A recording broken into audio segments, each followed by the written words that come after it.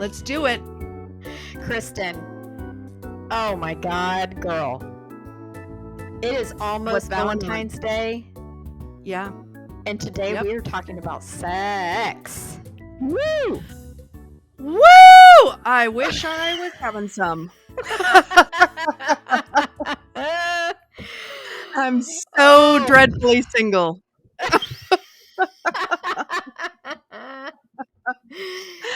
I am happily partnered, so Yay! But that's what we're talking about. We're not talking about our personal sex lives. We are talking about Christian sex and purity culture. Oh, I am so excited to get into this today. Okay, tell me all about it. So, did you experience purity culture? Do you know what this is about? Do you understand the notion? So, recall that I came into Christianity a little bit later in the game. So, I was 15 going on 16. In the 90s, though, right? Well, that was in the 88. 80s, I turned 16, and that's this summer that I gave my life to Jesus and started going to 88. church and whatnot. Mhm. So it was already a little too late for me for pure. No, but I see what you're saying. I see. You were not pure. No, I was. I was a virgin. I was a little sweet virgin girl. Until I was 18 or 19. But so I dated, plenty of boys in my church youth group. But weren't you hearing all the messages of abstinence and all, yes. all of that? Yes. So that's purity culture. Right. So purity culture really started in the 90s with a kiss dating goodbye. Right. And the whole true love waits thing and the pledges that people were taking. And I mean, it was this huge push around preserving the virginity. Right. Saving yourself for marriage. Yes. I think the idea was good, but it went off the freaking rails real fast. Right. So I was not a big part of that. But yes, I did hear so many of those messages and internalized a lot of that to the point where when I did end up having sex with my boyfriend in college, who was also a virgin, who was part of the same youth group, and it was like, we'd pretty much done all the things, and then one day we were naked and oops, and oops, how did that happen? Let's just see what this might feel like. Just the tip, just and then the tip. The whole 3.2 second sin adventure. Yeah. And I mean, like, I blinked and it was done. But oh my gosh, I bawled. Sounds like you were really happy. Bawled. You got a lot out of that, apparently. Oh yes, I was fully satisfied. No. Oh, yeah, I know, but then the shame. I called my mother and I was like, I'm so sorry. Oh, you called your mom. Yes, I called my mom and I was like, I lost my virginity. And that is like, so okay. Cute. It's okay, honey. What a good mom. Yeah. Well, because my mom wasn't a Bible thumper. She didn't cram that crap down my throat growing up. So that's good. Yes. Right. And of course, my older sister lost her virginity at 14. So my mom she told me later that she was shocked. Yeah, she was shocked when she got my call because she thought I had long since lost my virginity. And so she was like, what? For reals? Just now? Finally? God. She was like, hilarious. Me and your dad did it in the back of his Plymouth when I was 16. Yeah. So that right there is reasons not to. Yeah. I mean, that's great. I love her perspective. So that's really. I got a lot of grace from my family But not so much from the Not from the church. church. Heck No. no. You were a sinner. No, and that's when I really had to start reevaluating my faith. Yeah. And how God viewed me. Isn't that interesting? Yeah. Yes. Because here you're getting one perspective from your parents who are like, honey, I know. It's okay. Let's talk about this, and a balanced approach to like the church being shame central. Yeah. Yes. Okay. So that's really what people, when we talk about purity culture now, there's so much shame around it. So last week, Maggie was talking about this woman, Pam Stenzel, and I had to look her up because I'd not heard of her. Oh my God. I'm kind of glad I hadn't heard of her. I don't have the same. Oh, are you? You have some filter. Do you see Yeah, that? it's Apple. Yeah, I get hearts. Okay. Well, I'm I have sending you Apple all too, love. I don't. It's not doing it for me. You don't know how to do the heart with your. No, I don't. Maybe this is why I don't have a Valentine. I can't do heart. I don't know how to get hearts on me. Oh, look at that. Oh. No, I don't hearts. have whatever filter that is. Okay. All right. Pam Stenzel was all about women being pure. And if you are having sex, you are chewed up bubble gum that's sitting on the side of the road. You are a cheeseburger on a plate that's already been eaten and spit back out. Slut shaming. Yeah. Abortions. She said, quote, if you are on birth control, it's probably because your mother hates you. Wow. Holy fuckaroo. Really? That really? Quote, I could look any one of you in the eyes right now and tell if you're promiscuous. So she would she was this terrible person who would be brought into high schools to talk to all of these kids about their sex lives. Of course, which erupted because these parents were pissed off. They never consented. Oh my word. Can you imagine? No, Terrible. So that's who Maggie was talking about last time. That was, it's still happening today. Like these messages are still, purity culture is still a thing. It's not like just something that happened in the 90s. In fact, my best friend called me last night. She had no idea that we were doing this episode today. And she was like, oh my God, I have to, the funniest story to tell you. Her son, who is my godson, was, so they go to a very small school in East Texas, very conservative. And so every week, somebody from the FCA, Fellowship of Christian Athletes, will come in and offer pizza to the high schoolers. Okay. But to get the pizza, they have to sit and hear a little sermon. Yeah. Okay, so this week, he was like, our school lunch sucks today. I'm just going to go get the pizza. So he went and he listened. And this teenage boy, this high school senior, was talking about lust. Oh, boy. Yeah. And if you're doing something naughty with your right hand, you should cut it off. Cut off your hand so that you don't sin. And looking at women. Every teenage boy would be left-handed. Yes. From then on out. Every single one. I hate James Dobson. That's a strong word. I don't agree with James Dobson. I should not say hate. But one of the things that I love that he said is 98% of men masturbate and the other 2% lie. Yeah. He's like, every man masturbates. Okay. And if they don't, what else? I mean, it's just, okay, it's a thing.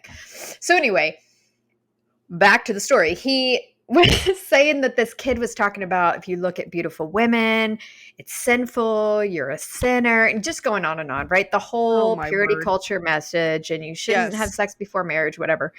He said he came home and was dying laughing because he said, that's the boy who got caught sending dick pics to everybody last year. He was spreading his genitalia around the school. And suddenly he has repented, and he is now the spokesperson for lust. Nice.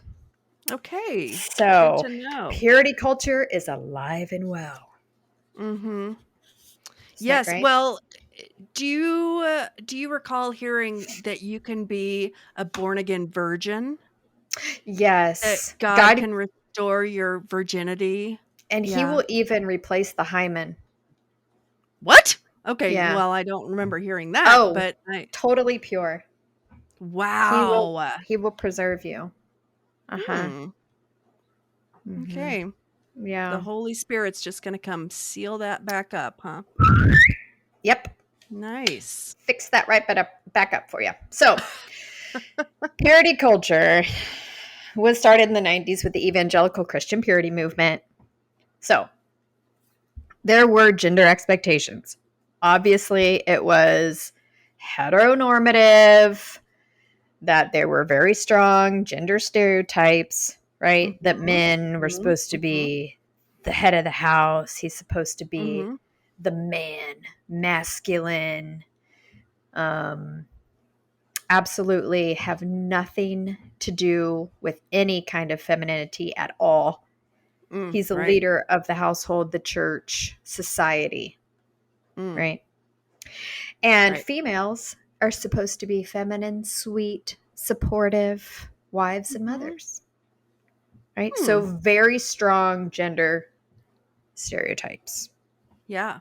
So that's still holds true for today in the evangelical movement. Yeah, very much. So any kind of talking about, like Pam saying, well, if you're on birth control, your mother probably hates you, because any talk of safe sex, condoms, contraception, any of that, they believed would arouse. Oh, wow. Arouse teenage sexuality. It is already aroused.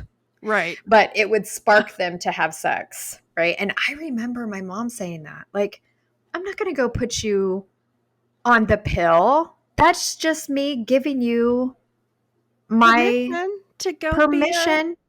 Yeah, I'm condoning a hoe bag. You being a slut. Right. A hoe bag. Nice. Yeah. So I'm not going to do that. I'm not going to condone your sexuality. Well, surprise, surprise. The adolescent health study that they did shows that STDs are much higher in communities where there are higher levels of kids who have taken the True Love Waits pledge. Oh, man. The STDs are much higher. Right. Could they be having sex? Maybe not safe sex? Right. Yeah. Oh, Lordy. Right. Right. They're still having sex. They just are ashamed to get contraception. And yes. Or like the kids in my youth group, they got pregnant at church camp. Well, I can tell you a few things that I did at church camp as well, and they weren't too pure. So there are kids will find a way. They will find a way. There's a lot of woods. Yeah, I got a lot of wood at church camp.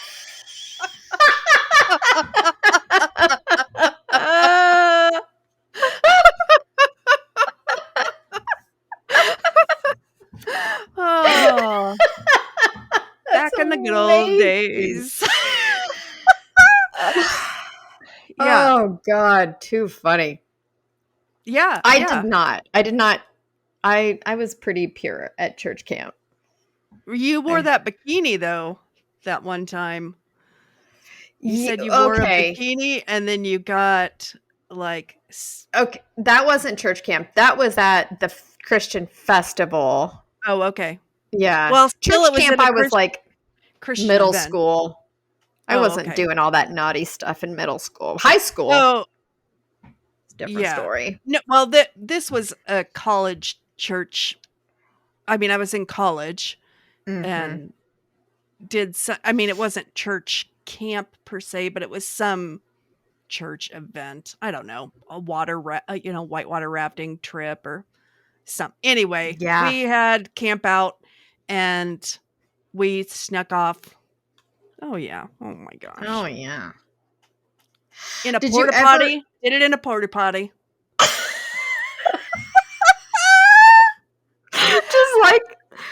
just like the homeless people. Oh my God. Spot. Yeah. Yep. Did it in a porta potty. Yep. Wow. Is that the weirdest place you've ever had sex? Probably the weirdest place. Yeah. Yeah. I didn't have sex, but I messed around with my boyfriend in the back of a hearse. Wow. Well, that's something. That is something. That's probably the weirdest, maybe. I gave my boyfriend a handy on the church bus. Does that count? Yeah, that counts. Okay. Yeah. Yes, because that's still sex, Kristen. Right. Yeah. Right? Well, both of us were lusting, for sure. Yes. And one of us got to orgasm. The other one got a hand. It doesn't sound like you ever got to. And that's part of purity culture, is that it's female sexuality. Woman doesn't have a sex drive, right? Your job is to please your your husband, man. Yeah. Only if he's your husband. Right. That it is her job to please. So I thought you might be interested in hearing some rules for wives that I found online. Oh, please share. Mm-hmm. Oh, now where are you getting these rules? Well, it's from a website called Biblical Sexology. Oh, okay. Yeah. So this is nice. Yeah. It sounds legit, right? It's legit. Biblical Sexology. So this guy teaches about true biblical sex and the way that it should be. Okay, according to him. He believes what the Bible teaches about sex. And he has written about 10 rules of sex for wives. Okay. Oh. I thought you might be interested in these. Not that you're a wife, but should you be someday? Right. I mean, I was previously. I was a wife for 15 years. Maybe you adhered to some of these. But I guarantee your husband, I know mine did, believed that these were the rules. Okay, let's hear it. Okay, number 1. Obedience means complete obedience, Kristen. No exceptions. Okay. Okay. So, sex is an important part of marriage, and being totally sexually obedient to your husband is part of your vows. Okay. Yeah. Respect your husband's authority over you in every aspect of your life as God intended. Ephesians 5:22 through 24. Every aspect of your life. Complete. Wow. And total obedience. So a slave, essentially, right? I mean, you are ownership. I mean, you're owned, right? He has ownership. Yeah. Number 2. Oh, that sounds fun. Your main pleasure from sex is not your own orgasm. It comes from you pleasing your husband. This sounds like a man who's never found a clitoris. What's a clitoris? Like a man who has never been able to provide an orgasm to his wife, and so he's making up rules around it. Yeah. It's like he's like, number 3. Well, I can't seem to get her to come, so that's not the important thing. Yeah. That's not important. The important thing must be for her to please me. I'm orgasming every time. I don't know why she's bitching. Right. What the fuck? Number 3. Your husband carries great responsibility as the head of the household. It's hard Mm. for him. He's stressed out. Hmm. Sometimes he's going to demand sex at an inconvenient time, even when you're tired. Hmm. Remember, he probably needs a physical release to help him get through a hard day. Oh boy. Yeah. So let's just. This is an actual teaching. Yeah. This is what I heard when I was married. So I was reading these going, for all the people who say that's not a thing, they don't really teach that. I'm like, yeah, they do. This is the teaching They right very here. much do. Yeah. Yes. Yes. So, can I tell you something that you're going to disagree with wholeheartedly? Oh Um, God. so I am not foursquare against that particular theory right there. The number 4 rule. Number 3. About That was the number 3. okay, That about being sometimes you available just to your need husband. to help him have a release. Yeah. So I'm not particularly against that. Even if I'm not in the mood, if he's in the mood, I'm like, okay, whatever. Because usually if I start, I'll get into it. Okay. But I do believe in a Why does he need to reciprocity. have you to have a release? Well, I would like it. Well, true. But I would also say that then my man needs to be available to me, not just sexually, but in other ways when I am stressed out. There needs to be reciprocity.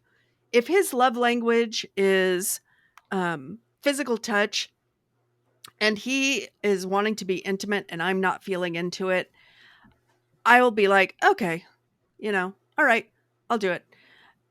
And then usually I end up getting into it anyway. I mean, yeah, But if that's you and you know that like I just might need a little starter here and then I'll get into it. But there are some women who are like, that's going to be an absolute no for me, and this is going to feel like an emotional, rape. mental, physical rape for me. I Yeah. can't do that. Then he needs to Yes. go freaking masturbate and release himself.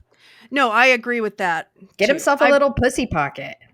Yeah, and Pocket I'm pussy. only talking about in a marriage too. I don't think that that you should just Relationship. be available to any Yeah. man who rolls over and wants to have sex with you. So Yes. I mean, I wouldn't say marriage. I'm not married. I'm in a partnership. And I mean, so in my opinion, married or not, but in a committed relationship. in a And committed monogamous in a committed relationship. relationship. Yeah. Okay, well I'm going to throw in monogamous. I'm going to say consensual. Okay. Okay. Number 4.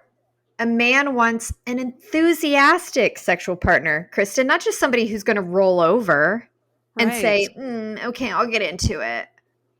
Maybe. Well, all right. Well, then Sometimes that you're going to crosses me off. feel that your husband demands of you and he's degrading or humiliating. Your obligation is to submit to him. Always have a smile on your face and an eager to please attitude when your husband demands your sexual service, no matter what it is. Does it really say that? Demands your sexual service. Even Quote. when he's degrading? Does it say you'll feel degraded? And you sometimes you're going to feel that he is demanding of you and that it's degrading or humiliating. Your job is to put a smile on your face and be eager to please when he demands sexual service. Who is this guy who wrote this shit? What the hell? He should be hung by his foreskin out in the square for women to beat on him like a piñata. Now, I do have to say, in all fairness, I think there would be a whole hell of a lot of Christian men who would be absolutely appalled by what this guy is saying. So I would not say that he is like the voice for all Christian men. Yes, I that's think this very guy true. Is I have a gentleman friend right now who would be just disgusted by that. A sweet Christian gentleman friend, I know, Okay, that I well, go we're to gonna. church with, Brittany. Okay, I'm glad. I bet Yeah, I am very sure because this is absolutely disgusting. But this is a teaching, yeah. and I did hear a lot of this when I was in the church. I heard a lot of this, whether it was in the small group, a class I was in. It wasn't just men teaching it, it was also mostly it was women teaching me this stuff. That it is Oh, your God. job to please your husband, that you need to have a smile on your face, that you now listen, they were hearing it from their husbands, I'm sure. Right, And then they right. were teaching us, other women. But I remember hearing this very stuff. Number 5, every man has his own personal sexual needs and desires, and it is your responsibility to meet him in the way he chooses. He Hmm. is going to train you to please him the way he wants, and you need to work your hardest to learn what he likes and to always be attentive to his particular needs and preferences. Okay, this is Jeremiah 18:6. He gave a scripture there, so oh my it's god. biblical. Did you look it up? Did you look up that scripture? Jeremiah 18:6. Okay, because I It just can't. says, okay, that is kind of a huge. Okay, it says, This you are big the leap. pot. Yeah. The Lord, you are the clay. He is the potter. You are the clay, right? You are clay in the Lord's hands, not your husband's hands. Right. Uh, So I guess he's basically saying through your husband, God is training you sexually for your husband because your husband is essentially God over you, right? So you are who clay in your husband's hands. who is this man who wrote this stuff? Who is Oh, this? God. What's his name? I don't know. That I'll have to find that's it. just foul. I Oh, mean, he's terrible. Okay. let me He guess. also has a website called Biblical Gender Roles.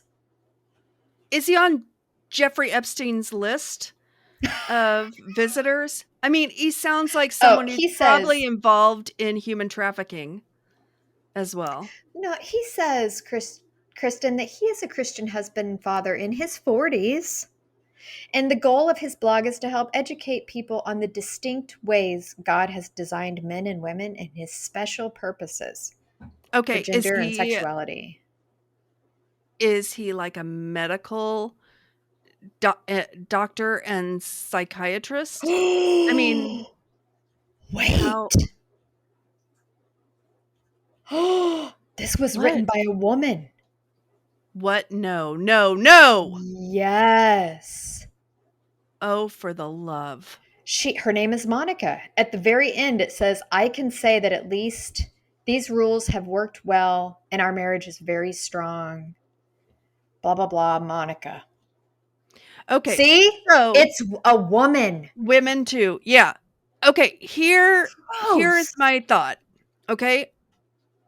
If you have a very healthy marriage to begin with or relationship, okay, partnership.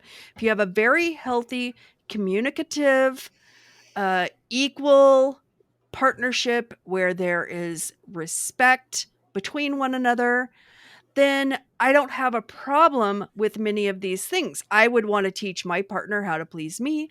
I'm open to having him teach me how to please him. And there's a healthy give and take. But just to say women need to provide Dot dot these dot. things for a Yeah. man Right, because it doesn't say without anything about it there being any reciprocal. without any Right. reciprocation, that is disgusting and wrong. Right. Disgusting and wrong in so many ways. It's so Right. disturbing. I mean, this could be It's worded slavery. as you guys are going to be teaching one another, and this is a healthy way. No, it's Right. that you are a slave, your property, you need to submit, you need to obey, period. This is worse than like a Stepford wife. I mean, the Stepford wife at least gets to be turned off in the corner for a while. He'd and then they'd pull out the golden remote and push the buttons and she comes to your beck and call. But, Yeah. you know, Right. holy crap. I mean, yeah, this is slavery. It absolutely is. And to me, it makes it so much worse that it's written by a woman, because I was her at one time. Mm, I mm, definitely remember hearing these words and being taught this kind of mm, shit by other women. And it's not it it's the patriarchy in the church. It's that right. a man is always in power and this is what you do to please her or please them. Well, So, you and I both experienced in our first marriages abuse, sexually. different forms of abuse. Yes. Yes. Um from our Christian husbands who were Yeah, and mine was both a pastor. yeah, and mine was an elder in the church. Um Yeah. a- and oh my god, all the things that went on behind closed doors that, Yeah. Yeah. and him lording um biblical passages over me out of Just like context, this. trying to make me to submit. Is he did awful things to me and the children. Right. Yeah. Yeah, Disgusting, it's so disgusting, gross. It's disgusting. so gross. And because I had been taught all of this stuff about how to treat your husband and the right way to, you know, be obedient, and I really struggled spiritually because I I knew what he was asking me to do was wrong. Not sexually right now, it's not what I'm talking about, um, Yes. but other areas of our lives. I Mhm. knew it was not biblically sound what he was asking of me, but I felt like my first obligation was to be a good wife, to Obey, honor and submit, respect and yep, honor, and submit to my husband. stay silent. And Don't so speak negatively about him in public or with anybody oh my else. god, I so I mean, stood back and let him do so many awful things uh, to my it's so children, good to hear you say that. I and same. Same. and now, of course, now my children they have complex trauma issues. If anybody knows what CPTSD is, Yes. look it up. That is my children. They both will need Yeah. therapy for the rest of their lives. Um, Mhm. they both are like, "I want nothing to do with Christianity. It's a bunch of Right? bullshit. God can't be there if here my father, who is supposed to love and take care of me, is the one abusing me and is not a Mhm. safe person, that I want nothing to do with his God." So it's Yeah. very sad. It's very sad what and your husband did this in so many ways too, I know, with you and your children, used the Bible to abuse the family. Yeah. Yeah.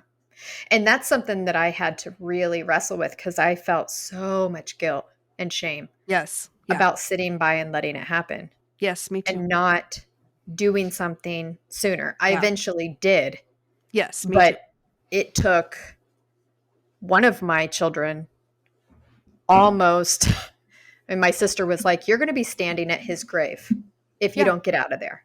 And to actually recognize, like, holy hell, yeah, she's Yeah. right.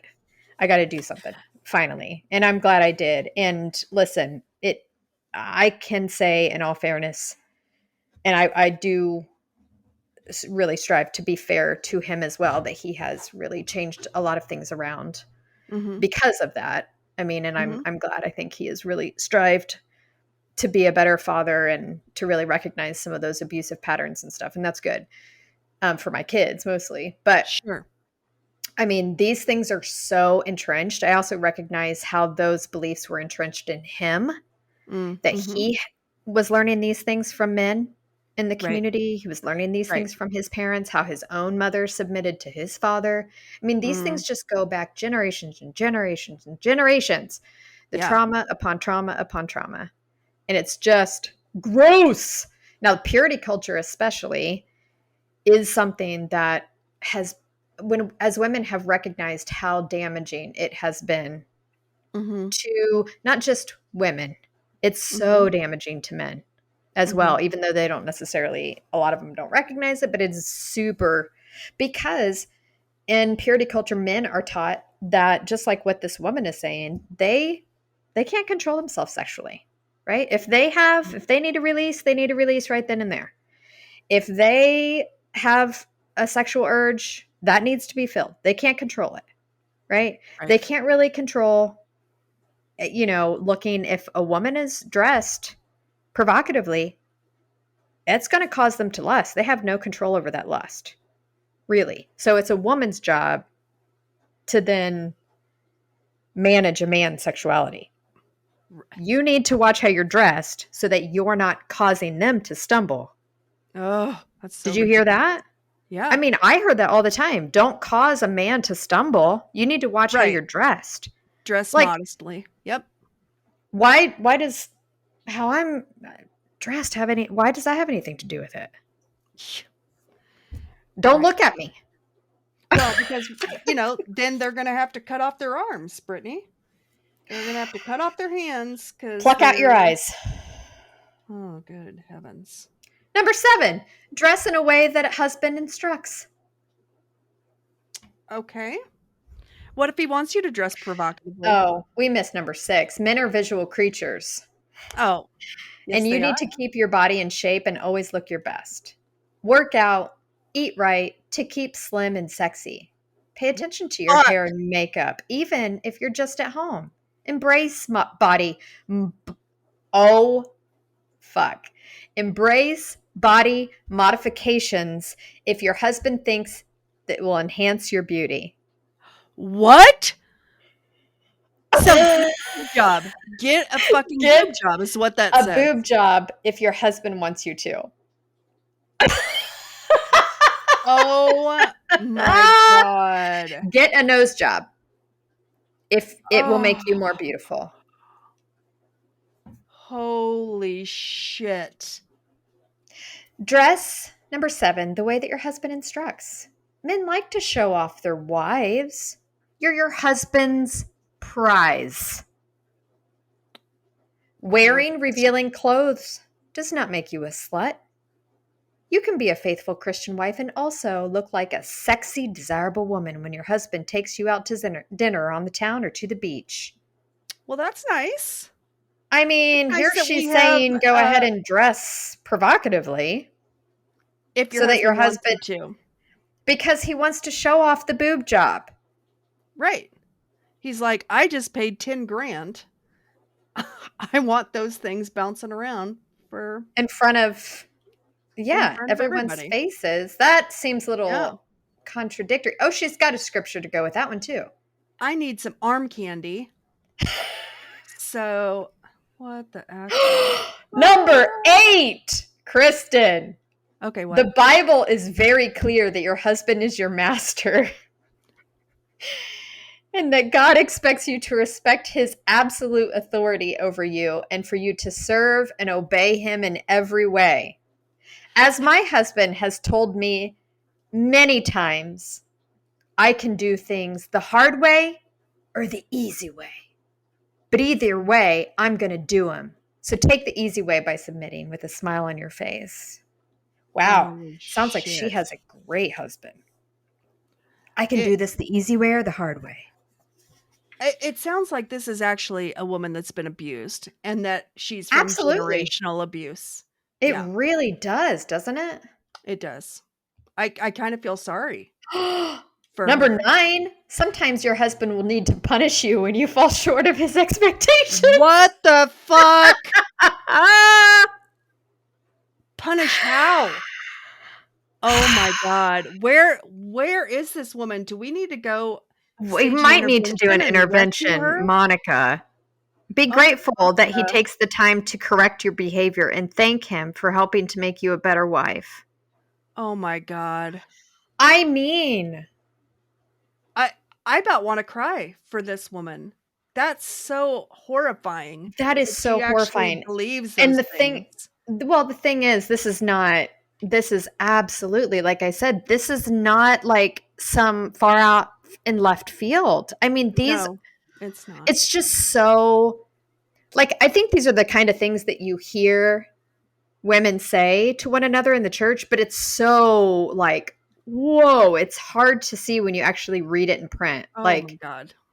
oh my God, yeah, that is her. They're actually putting it out there. That is exactly what the absolutely what the expectation is. Oh man. That I honestly feel sick to my stomach. Okay, I'm It's sorry if I triggered oh everybody my God. and this I'm making everybody. What? What are you Sorry. listening to? I I What are you clicked doing? something on my phone and it started Are you playing an texting? audiobook.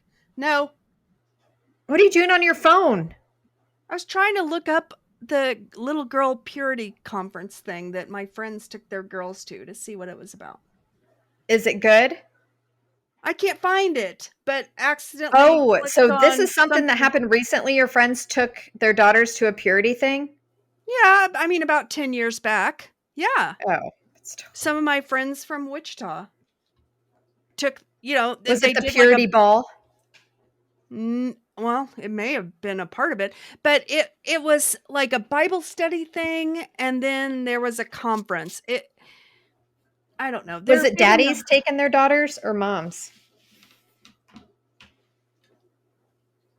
probably some of both. I mean, Because the part of it. purity ball was a big thing. Did you ever hear about that?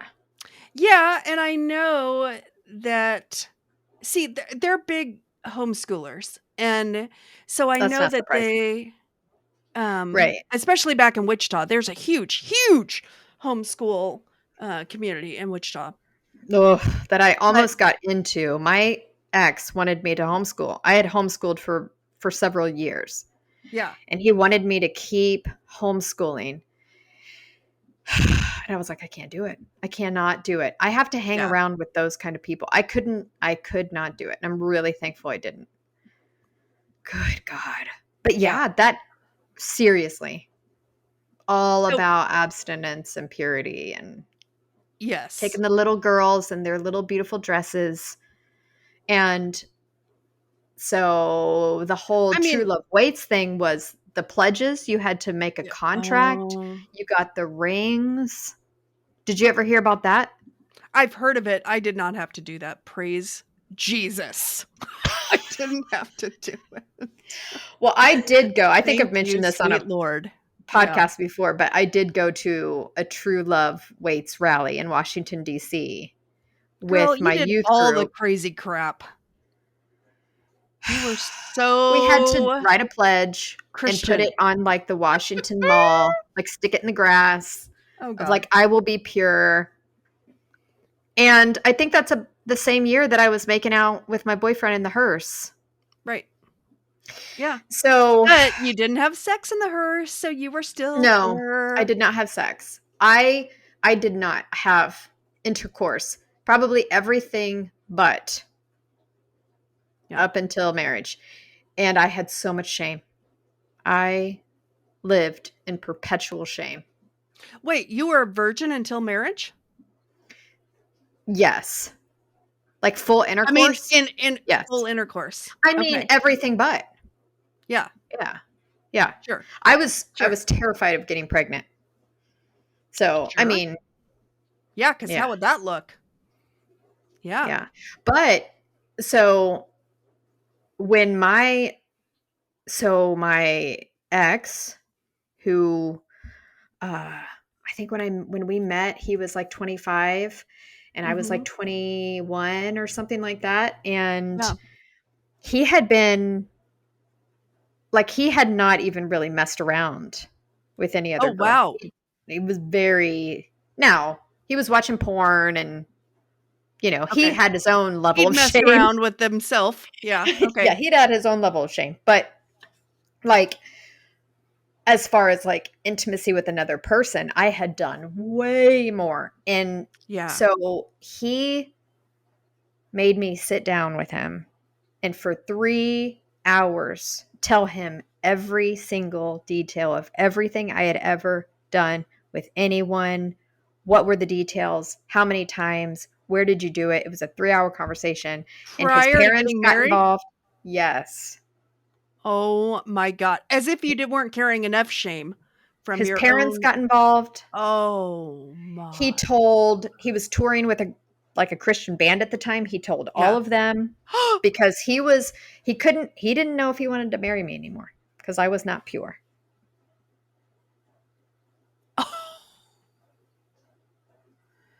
Holy fuck. Yeah. I had That's so much just shame.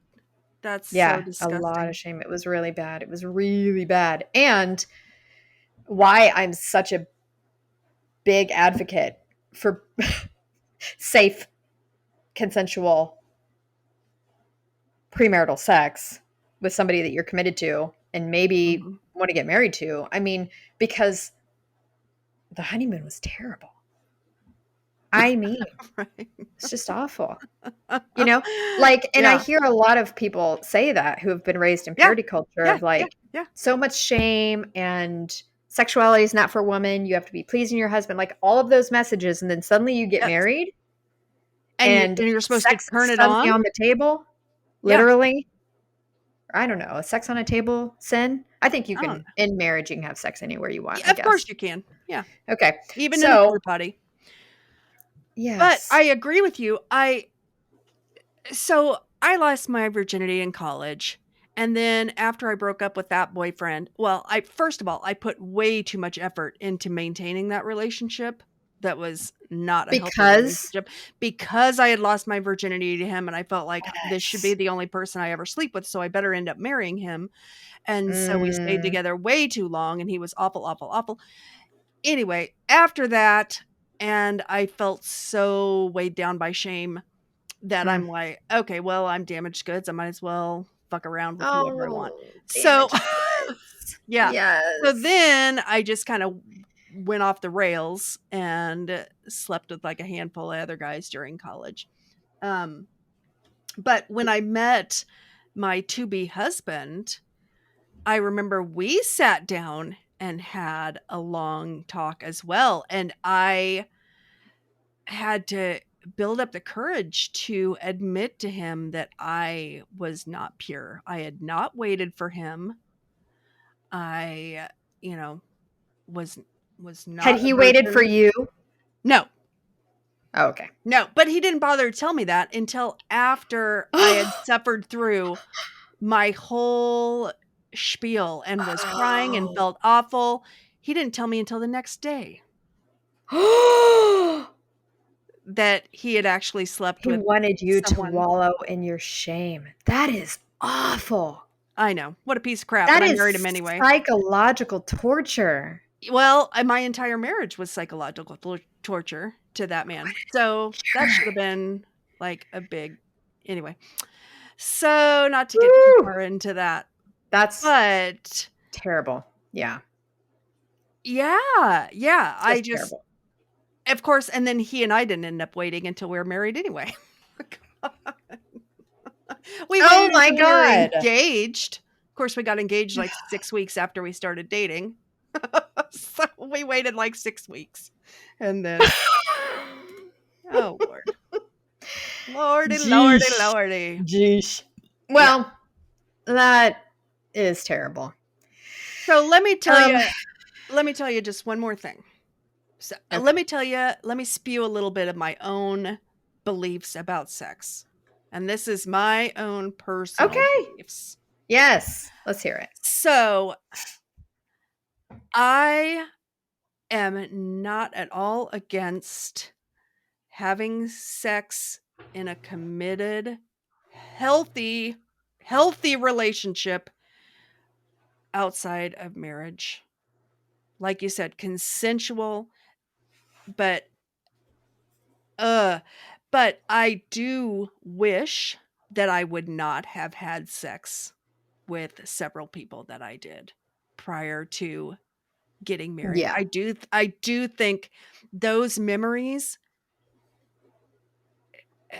like I gave a piece of myself in a way, you know, to those people that I can't get back. And I have memories, and I created shame, and Mhm. I felt less than because I was used for sex sometimes. So I wish I would have waited. Yeah, Um, but I don't have an issue with having sex with someone in a very healthy sure. relationship. So I think that's very different.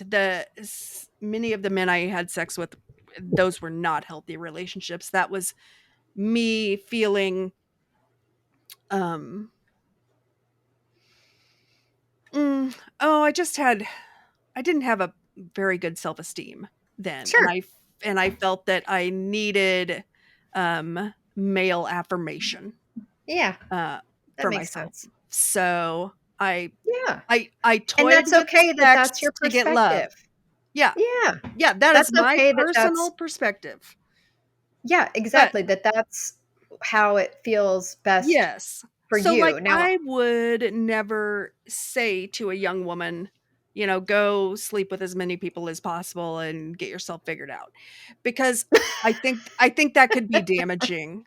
I well, I think she needs to know herself, yeah, and that's the first. first thing, is know Yeah, yourself, and if these sexual relationships are going to be healthy and empowering for you and you really yeah, think that's going to happen, then do what's best for you. If you feel like you're going to have sex and it's going to be you're going to feel shame, then probably not.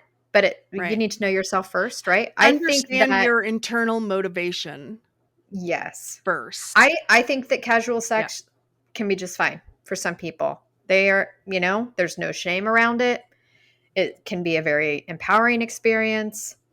There are so many different experiences that people have, but that's for them. And if mhm. it's not for everybody, that's Yes, fine, right? I yes. mean, people who have I agree with you, as very long as it's approached healthy, in a mentally healthy way, there you go. Yeah, an like emotionally healthy way. Yeah, and ethical non-monogamy. Okay, it's a non-monogamous relationship, but it's ethical and I feel like it's empowering for me and it's good. Then you do you, right? I mean, that's my perspective. And that might not be what I choose to do with my life, but hey, if it's okay for you, it's okay for you.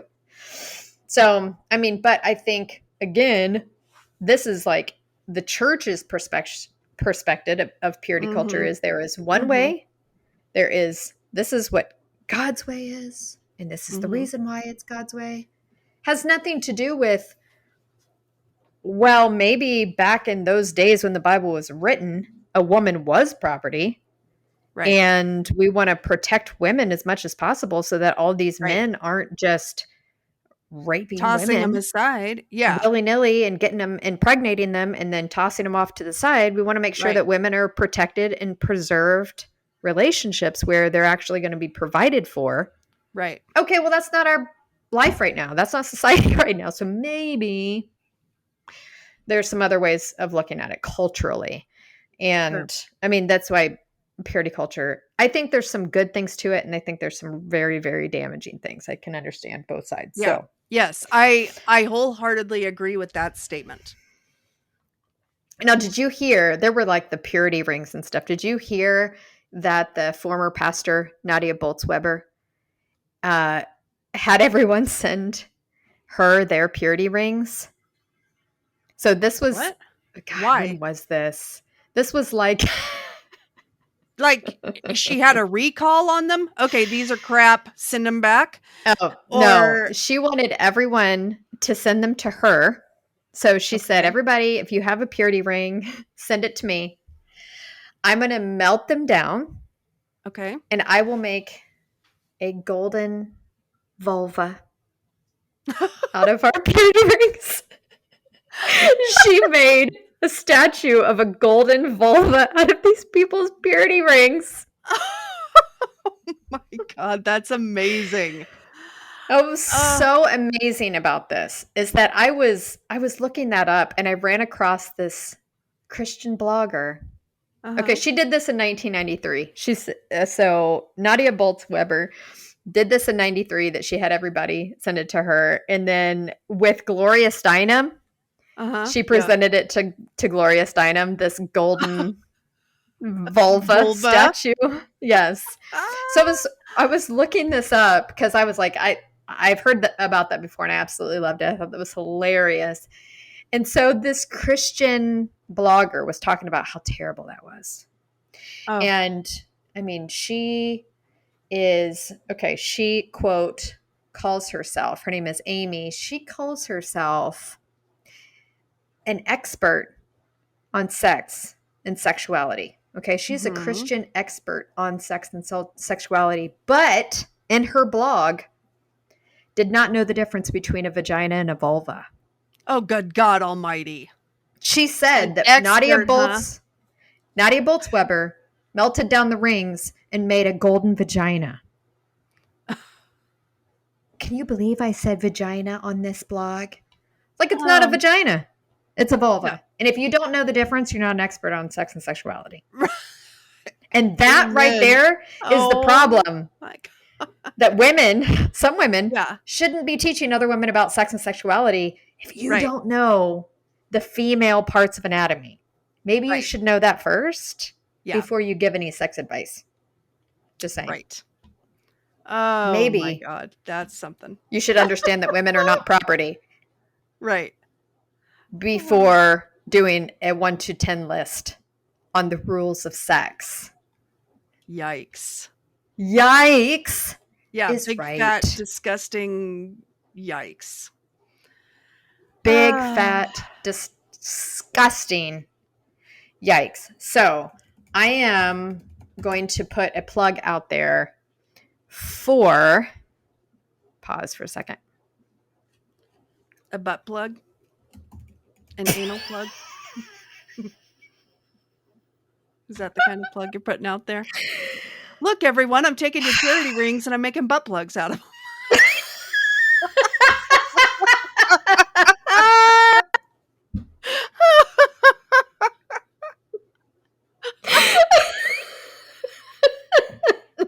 It's not the kind of plug I was making, Kristen. Oh, all right. Okay. Her name is Erica Smith, and she has what's called the Purity Culture Dropout Program.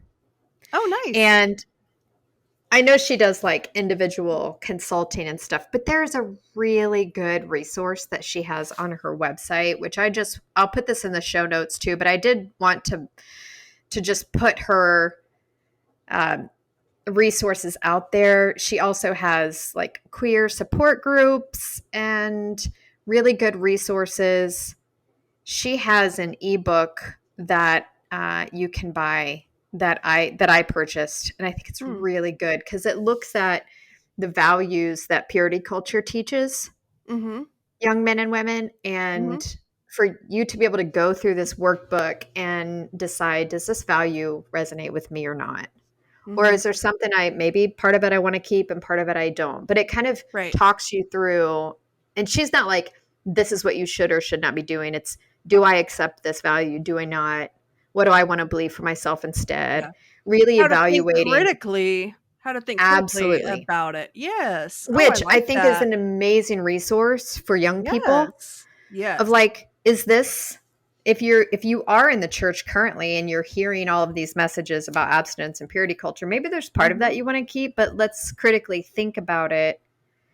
How can you go about it in a healthy way so that you are really embracing it for your life instead of just doing what these crazy people are telling you to do, and the beliefs that you're tainted and you're lost cause and you're broken and damaged goods and all that. So I will put that resource in the notes. Thank you. So are you doing anything exciting for Valentine's Day? My dogs and I will probably watch something on Netflix. Rom-com? No, I hate rom-coms. I hate them. I do too. Probably something like true crime or Fargo or that's a good one. Yeah. Whatever, True Detective. Yeah. That kind of stuff. Yeah. Okay. That's what I'm going to do. Well, good. I Well, bought some chocolates for myself. And yes, I've got a bottle celebrating of red yourself. wine that's been open for quite some time that I just sip off of every now and again. I'm like, maybe I'll just pour myself a glass of wine and have myself a couple chocolates and sit on my sofa, just me and my puppy dogs. And because they know how to love me the right way. I've yet to find a man who's capable, but my dogs do a great job. So me and my dogs and Netflix. Okay.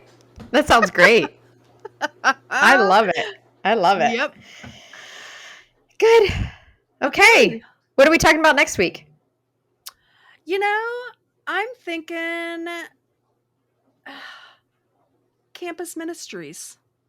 College campus ministries. No? Yay.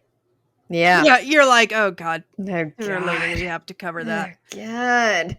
Yes. Okay. But that's a good one. Yeah. All right. We'll do that. Well, we're gonna go. Just one more added thing, Kristen. Okay. Mm-hmm. From did you know that it is biblical for a wife to fake it with her husband? Is it now? Is that in the Bible somewhere? Yes. The Bible says that lying is not always bad. Okay. Did you know that? Right. Because no, the Hebrew midwives lied to the king of Egypt out of fear of God. So sure.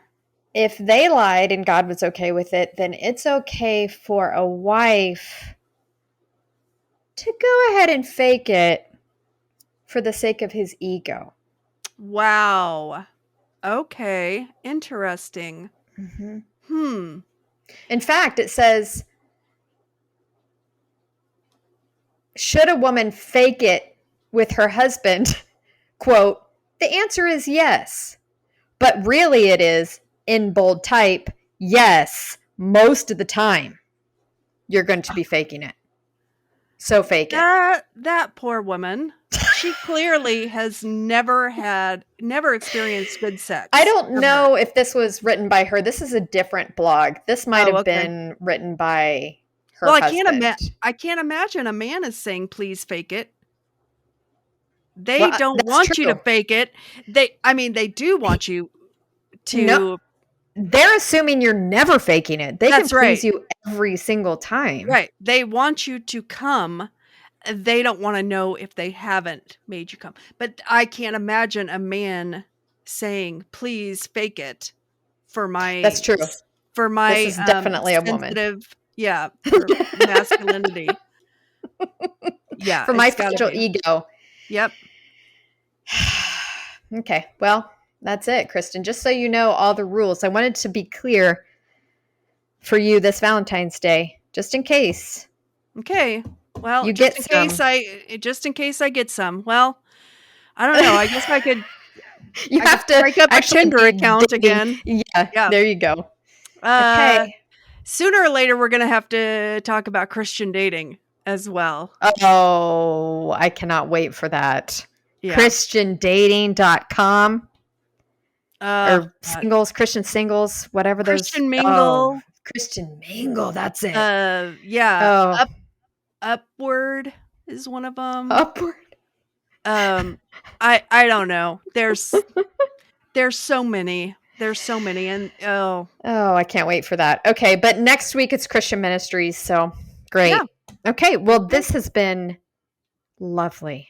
It's been so informative and gut-wrenching and puke evoking. So thank you. Apologies to anybody that we massively triggered. We probably should put a little trigger warning at the beginning of this. Right. All right, lady. Well, good to see you. Okay, love ya. All right. Love ya. Bye. Bye.